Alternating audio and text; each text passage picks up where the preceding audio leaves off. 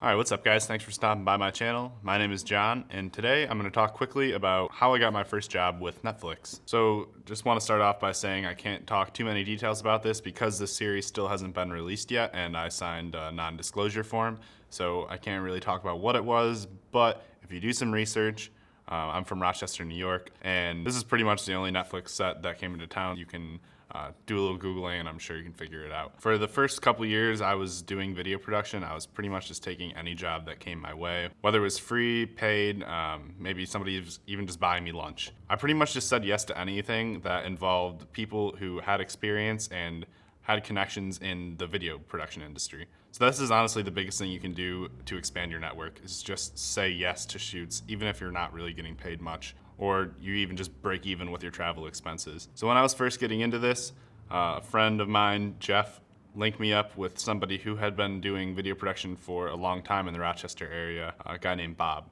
He owns Digital Cinema, a small production company out of Rochester. Through talking with him, we met, got coffee, all that stuff, and he started calling me for smaller jobs, cable pulling, PAing, stuff like that. Eventually, I ended up getting on set with an old Kodak cinematographer who traveled around the world shooting music videos for Kodak and teaching students, film students, how to shoot on Kodak film. He was a staff cinematographer at Kodak. So again, this is actually a free shoot that I ended up meeting Bart on, Bart the Kodak cinematographer. One of the shoots that Bart ended up taking me on, which was actually a free shoot for a company called Stephen James for Metro Trans in Rochester. It's like a medical transport company. I ended up working with The Grip on that shoot, who also works at the Gear House from Rochester. Basically, a Gear House is a company that rents gear to local smaller production firms. They have like more expensive cameras, more expensive lighting equipment that wouldn't necessarily make sense for a small production company to use all the time on their sets. So the reason you want to befriend the people who own your local gear houses is when bigger productions come to your city, a lot of times Netflix or whatever big production is coming through your city is going to call up the local gear house, not only for gear, but for a list of contacts of people that they can call on their shoots.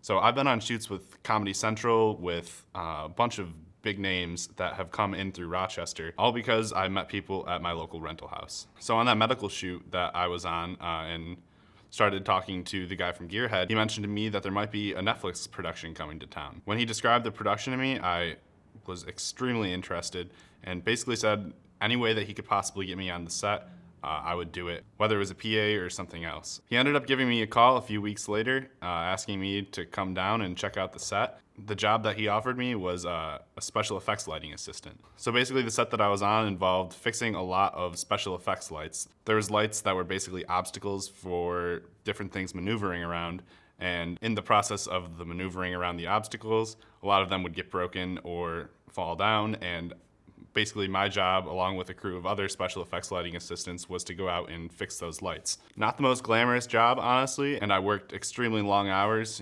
12-hour days on set, but it was an awesome experience for me and was my first entrance into the massive production world of Netflix. Being on that set was almost unreal to me. Just walking around, seeing people casually carrying, Red Dragons and $50,000 cameras, and just everything that goes into a production of that size. The massive crews of 200 people, it's just insane to be on a project with that large of a budget and really see what goes into these massive productions that Netflix takes on. As much as it was a really cool experience for me to be able to see all of the detail that goes into these giant production shoots, personally, I don't know if that's the direction that I want to go with my work and my career. Personally, I love having the creative control over being on smaller sets. I actually kind of have a say in the way that things are shot and the way that things are lit. When you're a part of a massive production like that, you got to remember that there's a whole giant group of other people who are also controlling their different parts of the set and different ways that things are operating. As much as you might have control on a macro level, you really don't have creative control over the entire process,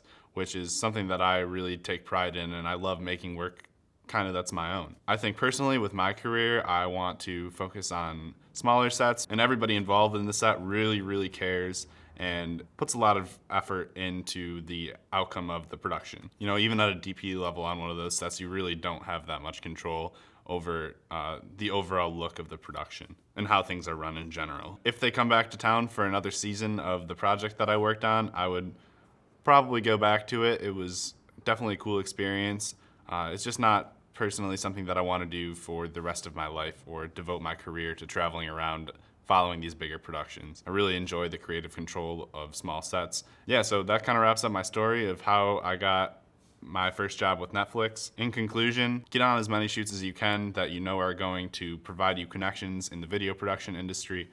Always work extremely hard on set, even if you're working for free. Show that motivation, be attentive, and it's going to get you calls on more sets. And finally, the biggest thing is befriend the people at your local rental house. Anytime a big production comes through your town or city, they're gonna ask who they should be hiring for their production because they don't know everybody in your city. But if you know the people at the rental house, they're gonna recommend your name, and that's how you're gonna get on the bigger productions that come through your city. At least that's my experience with how I've gotten on bigger productions. All right, so that pretty much wraps up this video.